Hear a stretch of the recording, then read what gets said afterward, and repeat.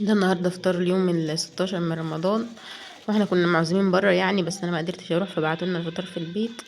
وكنا بنسمع رامز كده واحنا بنفطر. الفطار عبارة عن رز وبطاطس ولحمة.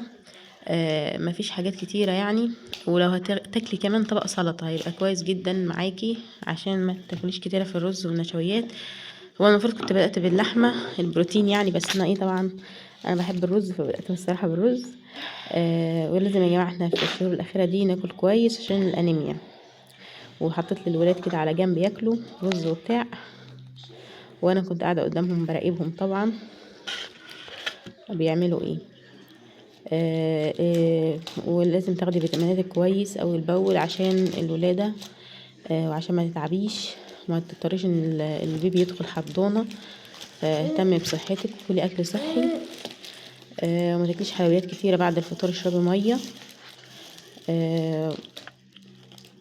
وحاولي ما تاكليش عيش كتير، يعني العيش قللي العيش على قد ما تقدري، لان العيش ده مصيبة، هو اللي بيرفع السكر. يعني انت لو تاكلي رز يبقى افضل يعني من العيش. انا كنت باكل رز بقى، كنت بحلي بمخلل، ما باكلش مخلل كتير برضو عشان الضغط، ما ينفعش الضغط، لان احنا معرضين في الشهور الاخيره دي ان ضغطنا يجيلنا تسمم لا قدر الله، او ارتفاع للضغط.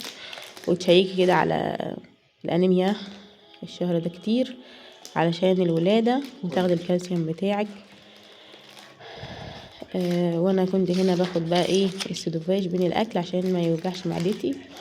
باخد حبايه 850 في رمضان، بتظبط معايا الحمد لله يعني.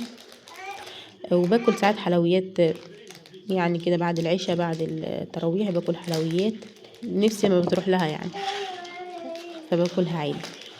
وهنا الولاد طبعا كانوا ايه كبوا الاكل اللي انا حطيت لهم، وده كان المنظر وكانت النهايه بالنسبه لي. قولوا لي بقى انتوا بتفطروا ايه؟ والفطار بتاعكم بيكون عباره عن ايه بالظبط؟ متنسيش تضغطي لايك.